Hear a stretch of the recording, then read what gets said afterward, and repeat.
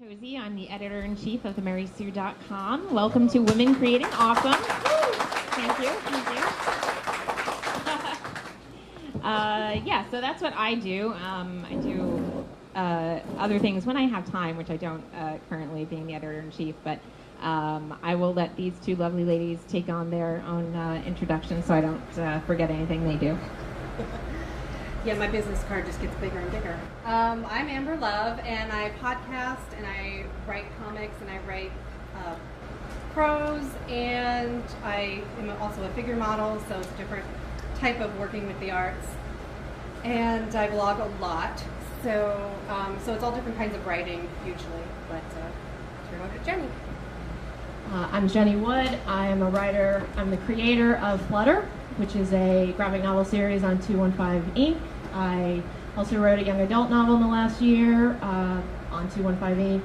I teach writing comics and graphic novels at Grub Street, which is an independent writing center in Boston. And I write nonfiction, news, current events for a website called infoplease.com. Since we have a small panel, I'll go into a little about my background, and then maybe you guys can too. I got through to this current position in a very sort of roundabout way. I went to college for journalism, thinking I was going to be a news anchor, regular old-fashioned news anchor. And right out of college, I got an opportunity to be a DJ on the radio. And I wound up doing that for 5 years. And then I missed writing, so I started my own blog in 2008 on thenerdybird.com. And started writing about conventions and going to these things and reporting on it like I would if I was, hired to do so. And eventually started sending my work out to other sites out there like CBR, Newsarama, and eventually they said, oh yeah, this is the kind of stuff we're looking for. And in 2008, there was, very few vocal women online talking about comic books and other geek things. So I think it was sort of a oh wow, here's a girl writing about these sort of things. Let's grab her, But eventually, I was doing that for so long, and was freelancing with so many other sites, MTV, Publishers Weekly, IGN, that I eventually quit my job in radio and started freelancing full time. And then I wanted something more stable, and was on Twitter one day tweeting about how I wanted, to find full-time work doing what I was doing, currently. And Susanna Polo, who was the founder of Mary Sue, she said, well, would you be interested in a paid internship? And at the time I had the time to do that, so I took that opportunity, and it turned out that they were actually looking for a third staff member. So I eventually made my way up, and here I am a few years later as editor-in-chief, and it's been quite a wild ride. I have a strangely similar origin that ended up somewhere completely different. I went to college, and I was on the air running the radio station in my college, and thought someday I'd be working in news in the Big Apple, and decided that it was better for me to just skip all of that and try to make it out in my country life. I live out in the middle of nowhere. So when the internet came along, I started blogging. That's how I met Jill. Was we just had very similar blog styles, and we were both from Jersey. So I started cosplaying back in 2006, and that's really how I ended up just meeting so many people and hanging out at the comic shop and doing a lot of charity work. And eventually, when podcasting technology became so much easier and accessible, and you don't need to be a big news station to do it, I went from contributing to other podcasts to just doing my own. Because what I was finding was there were a lot of all-male podcasts talking about comics. So I used to send them segments and stuff, and they were really great about it. And I met a ton of people. But I can very easily talk for an hour on my own, so I started my own show. It's a great show. Thanks. I think I'll talk about my kind of evolution as writing comics, because I teach a graphic novel comic writing class, and I get a lot of people who are like, well, how do you even get started? My background is I studied theater in undergrad. I was a playwriting major, and I was also in a lot of indie bands and writing a lot of songs. When I started working on Flutter, which is about a girl who shapeshifts into a boy to get her dream girl, and then the chaos that comes from pretending to be someone she's not, I started playing around with it in a couple of different formats. One was because of the background in playwriting as a kind of teleplay and a screenplay, but I couldn't get my brain around like the really bad special effects that would happen with shapeshifting. So then I started it as a short story or a novel, playing around with it in prose, and it just felt too flat, too static. I wanted to visually see the shapeshifting, but I can't draw. Stick figures even are terrible.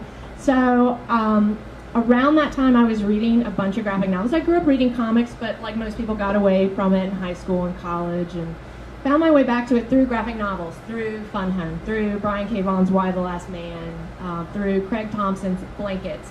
And those are three very different graphic novels. But what I saw is you can really do anything if you create humans and you ground them in a believable world. And that's when I was like, I'm going to do Flutter as a comic series, as a graphic novel series. But again, I didn't even know the format of a comic script. So I actually took the graphic novel comic writing class that I'm now teaching 5 years later at Grub Street, and learned that the format that's kind of evolved as a comic script over the years is not that similar. I mean, if there's one set standard, it's not that similar. It's very similar to a screenplay, which is something I had experience in. So it came very natural to me. And then through a mutual friend at Grub Street, I met the artist for Flutter, and that's just kind of how that started. Since then, I've been writing comics for different anthologies. Just finished volume 2. We're putting it together now to Flutter to publish later this summer.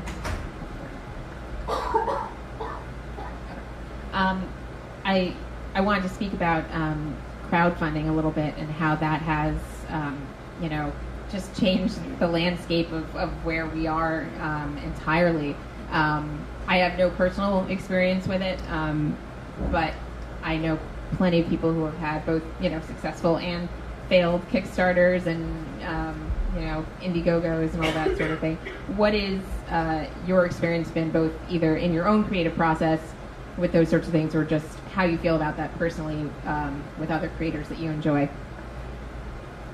We were talking about this downstairs about at what point are you maybe too famous to be begging for money through crowdsourcing, and basically it took seeing the fans of Veronica Mars and seeing millions of dollars go to people who already have millions of dollars or access to it for me to just say, well, whatever, I'm not contributing, so I don't really care what they do, they're fans. And meanwhile, I've seen my friends trying to get $8,000 to make their indie comics, and it's really hard sometimes just to get to $8,000. Meanwhile, you see everybody else that's bringing in $40,000 sometimes for a graphic novel. So everybody's experiences are different. Sometimes it's just a matter of how trendy you get or what kind of coverage you get. I mean, one of my friends right now has wonderful blurb quotes from people like Mark Waid and Mike Norton, and he still has a ways to go to reach his goal. So I thought about Kickstarter and decided that it just wasn't right for what I needed, and then Patreon came along. And this finally answered my prayers, because I can't use PayPal anymore because I'm way too naughty. So I got kicked off the PayPal. So Patreon came along, and it's basically a tip jar. And it's been wonderful for me. It's been great for the show, because there are so many other people using it. It's a checkout system that, once you're on it, it's sort of like eBay and Etsy and everything else. It becomes easy. So now, without answering to some big corporate giant, which PayPal, now eBay disowns them or something, so I don't even know what their status is anymore. But Patreon has worked for me. I've done smaller things like GoFundMe to help give me some initial funds for charity events.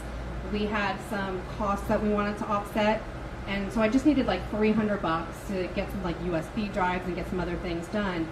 And it made it easier. Again, it was like, it's a simple process. Yeah, there are fees, but because I haven't been asking for thousands and thousands and thousands of dollars, I'm trying to keep my stress level down about crowdfunding for my own stuff.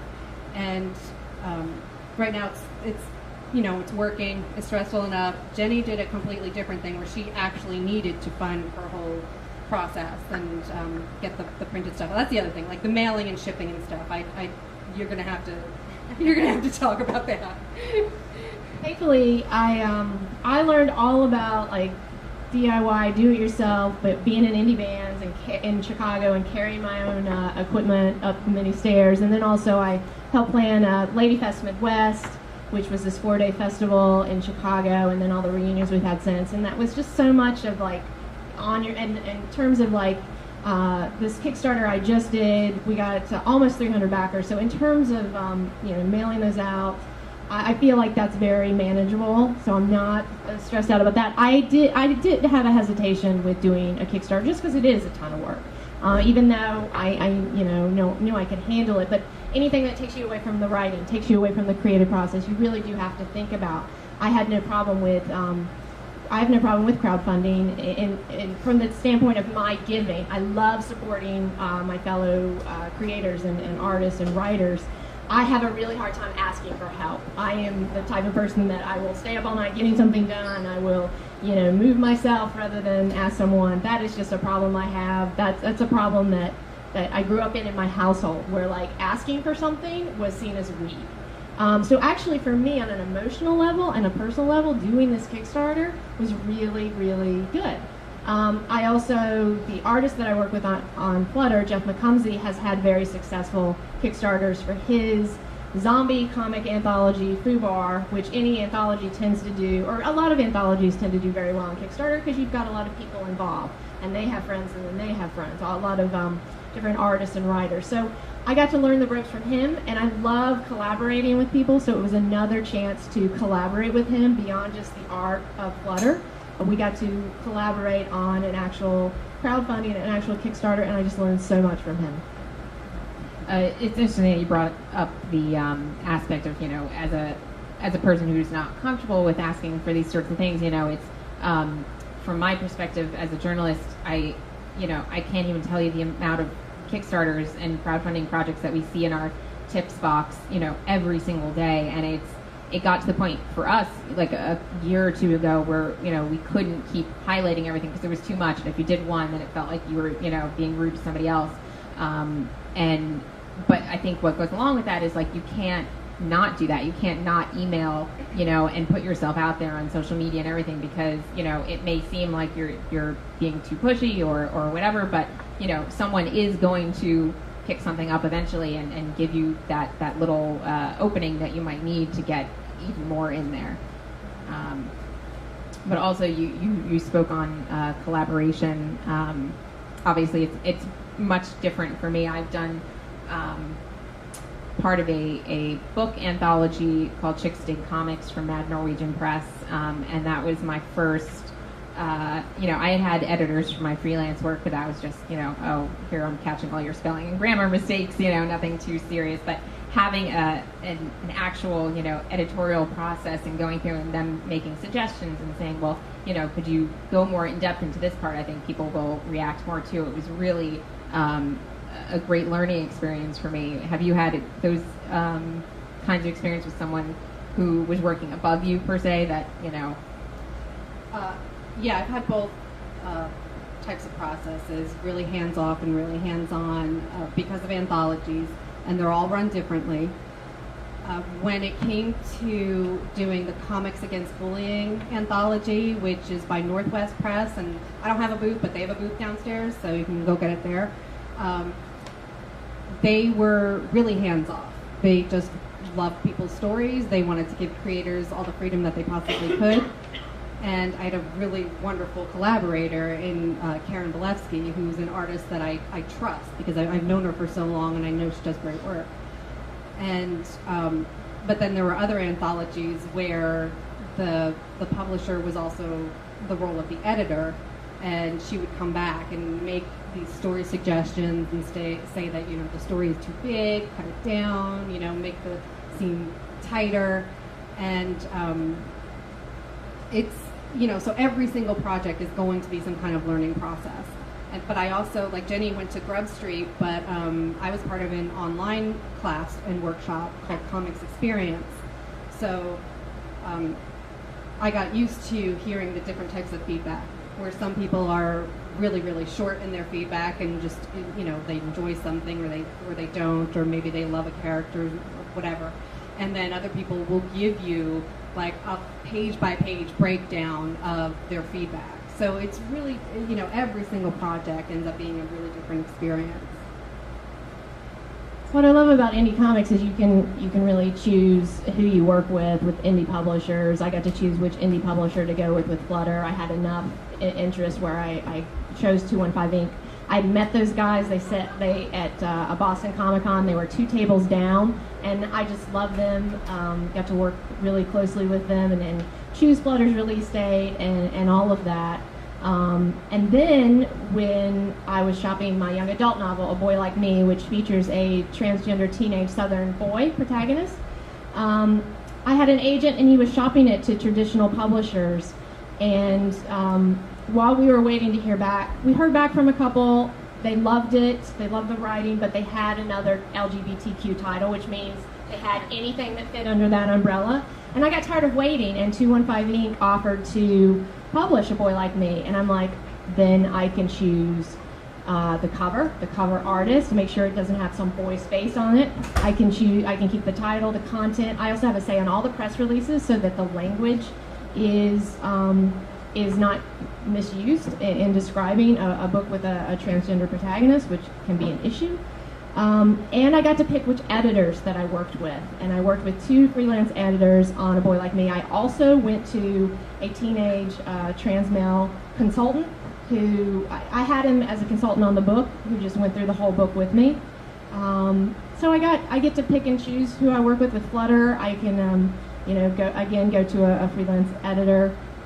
So far, I've had a lot of great luck with anthologies. I haven't had anyone come back, and none of the experiences have been negative so far.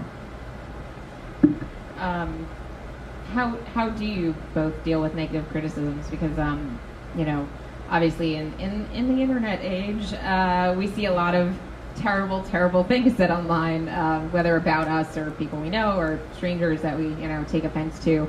And how does putting yourself out there versus taking a step back and saying, well, I can't really deal with this for my own mental health anymore? At this point, I'd probably welcome if somebody wants to be negative about my work, because it's always you're a fat hoe or something, Right. And and it's like, I get it, I cosplay a lot, so you're going to get a lot of judgments on your appearance. That's just the way the cosplay world works. It's just really, really funny how insecure other people are that they need to go after some stranger, and just it gets it gets ridiculous. If somebody was criticizing my work in the editorial process, then I have to just take it seriously. I will sit there and cry. I absolutely will. I don't want to. I go into full brooding writer mode and think that I suck and think I should never write another thing ever again. But then the story comes out better. It's just, the cosplay world is a whole different ball of negative feedback. I can't imagine what people go through when they crossplay. Like we're at FlameCon, so there's going to be a ton of that. That a long time ago when I started was such a rare thing, and you writing about a transgender character, I'm sure we've all seen the Caitlyn Jenner comments. We've all seen them. So you're not the character, so I don't know. Maybe you've had a different experience with how people handle your character versus how they handle your writing. Yeah, I've had some things online on my Facebook wall and stuff. The great thing that I got to experience with A Boy Like Me is I did a year-long course at Grub Street called the Novel Incubator, and it was with 9 other people, a huge demographic and age range. The age range went up to like 65 years old. And what we workshopped our novels, and I heard by the end of that year anything I could possibly hear that I was going to hear somewhere. I mean, people can be way mean than they are outside of a workshop, people can be meaner than in a workshop because you have their rules. But I had heard so many comments and so much feedback that I was prepared for it. And I think you can workshop something too much. I think writers groups are great. All writers should experience it on some level. You don't want to over workshop something either. But it's a great way to prepare yourself for what you're going to hear back. And you start to listen for what resonates. If you start to hear something multiple times, then it's an issue. I have an issue writing mothers because I have an issue with my mother that I'm working out, so that every character that I write, every book I write won't be the same, like vilifying the mother. And I've had people say that to me, and I'm like, yeah, no, I'm working on it. I'm a work in progress. Because that's something you have to decide as a writer. When do you put something out? You don't want to just not put something out there, because you learn from your readers and you learn from other writers in workshops, in writing groups, and so you continue to grow. So at some point you have to start putting out your work, but you then have to be prepared for what comes out, from what comes back and how people respond to it. And you can't control that. You have to let people respond to it the way they do, and hold on to what resonates with you, and then ignore everything else, because it will make you cry and it will make you want to throw your laptop out the window.